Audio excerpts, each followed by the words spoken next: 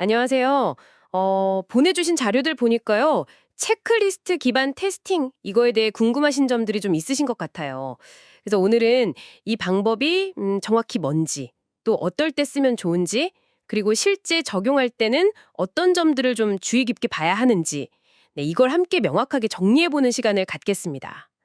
자료에 따르면 뭐랄까 경험 많은 테스터가 미리 정해진 목록, 체크리스트를 보면서 시스템을 확인하는 방식이라고 하네요. 예를 들면 UI 표준 준수 여부 같은 거 체크하거나 아니면 애자일 사용자 스토리의 인수 조건 목록 이런 걸 확인하는 것처럼요. 근데 이게 구체적으로 어떻게 돌아가는 걸까요? 네, 안녕하세요. 여기서 핵심은요, 이 체크리스트가 아주 뭐랄까 상세한 단계별 지침은 아니라는 겁니다. 예를 들어 로그인 기능 확인처럼 비교적 상위 수준의 항목들로 구성돼요. 그러다 보니까 테스트 케이스처럼 일일이 수정할 필요가 적어서 유지 보수가 좀 편하고요. 또 비슷한 기능의 여러 버전에 걸쳐서 재사용하기도 좋죠. 와, 그거 좋네요. 매번 그 상세한 테스트 케이스 고치는 것보다는 훨씬 효율적이겠어요. 특히 요즘처럼 막 빠르게 개발하고 배포하는 환경에서는 정말 유용하겠는데요. 테스트 준비 시간을 확 줄일 수 있으니까요. 네, 바로 그 점 때문에 많이들 쓰시는 거죠. 근데 이 상위 수준이라는 게 양날의 검이 될 수도 있습니다. 효율성은 높은데 그만큼 테스터의 경험이나 역량에 좀 크게 의존하게 되거든요. 왜냐하면 체크리스트에 명시되지 않은 세부 사항들은 테스터가 자신의 지식으로 채워넣어야 하니까요. 아, 그렇군요. 그러니까 테스터의 어떤 감이나 경험 이런 게 중요해진다는 말씀이시죠?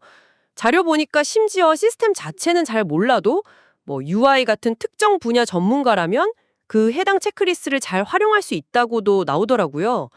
아, 그리고 맞다. 변경 후에 문제 없는지 다시 확인하는 거 리그레션 테스팅이나 아니면 핵심 기능만 빠르게 훑어보는 스모크 테스팅에도 이 방식이 쓰인다고 하고요. 네, 맞습니다. 그 리그레션 테스팅은 보통 변경으로 인해서 기존 기능에 혹시 문제가 생기지 않았는지 그런 회귀 오류를 확인하는 거고요. 스모크 테스팅은 말 그대로 시스템의 어떤 주요 기능이 연기나지 않고 잘 돌아가는지 아주 빠르게 확인하는 거죠. 근데 여기서 이제 테스터 의존성의 또 다른 측면이랄까? 바로 재현성 문제가 좀 나올 수 있어요. 재현성이요?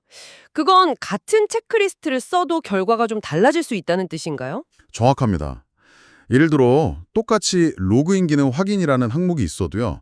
테스터 A는 그냥 일반 아이디 비번 로그인만 해볼 수 있고 근데 테스터 B는 뭐 소셜 로그인이나 비밀번호 찾기 연동 같은 것까지 더 깊게 확인할 수도 있겠죠. 이렇게 테스터마다 해석이나 접근 방식이 다르니까 동일한 체크리스트로 테스트해도 다른 결함을 찾거나 혹은 놓칠 수도 있는 거예요. 물론 이게 운 좋게 더 넓은 범위를 다루게 해줄 수도 있긴 한데 결과를 예측하고 비교하기는 좀 어렵게 만드는 그런 단점이 있죠. 그건 정말 중요한 문제 같은데요. 그러니까 효율성을 얻는 대신에 결과의 일관성은 좀 희생될 수도 있다는 거군요. 그럼 실제로 얼마나 테스트했는지, 그러니까 커버리지는 어떻게 파악하나요? 일단 뭐 전체 항목 중에서 몇 개를 수행했는지 백분율로 나타낼 수는 있겠죠. 근데 진짜 문제는 테스터가 항목을 완료했다고 체크는 해도 실제로는 얼마나 깊이 있게 확인했는지를 알기가 좀 어렵다는 점입니다. 그래서 체크리스트만 믿고 이 정도면 충분히 커버를 했겠지 하고 실제 커버리지를 좀 과신할 위험이 있어요. 그리고 또 시간이 지나면서 항목들이 자꾸 추가돼서 체크리스트가 너무 커지는 경향도 있고요. 그래서 주기적으로 이 목록이 여전히 중요한 부분을 잘 커버하고 있는지 놓치는 건 없는지 이런 점검, 즉 유지 보수가 꼭 필요합니다. 결국 체크리스트 자체의 품질도 중요하고 그걸 실행하는 테스터의 역량도 중요하고 이 두 가지가 다 받쳐줘야 한다는 거네요. 테스트 중에 데이터나 절차 순서 같은 걸 좀 바꿔봤을 때 발생하는 장애, 이런 결함들을 주로 발견한다고 하고요. 자, 그럼 오늘 이야기 좀 정리해보면요. 이 체크리스트 기반 테스팅이라는 건 숙련된 테스터가 있을 때 특히 좀 빠른 개발 주기에 맞춰서 효율적으로 테스트를 진행할 수 있는 그런 경험 기반 접근법이다. 이렇게 볼 수 있겠네요. 네, 그렇습니다.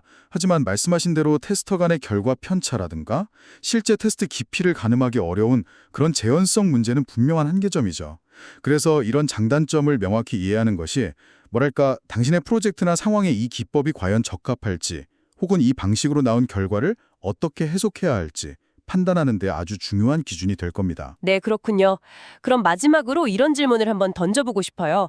이 기법이 결국 테스터 개인의 경험이나 해석에 크게 좌우된다면 조직 전체적으로 봤을 때 테스트 결과의 일관성이라든지 아니면 최소한의 품질 수정 같은 걸 어떻게 보장할 수 있을까요? 이 지점을 한번 고민해 보시는 것도 꽤 의미 있을 것 같습니다.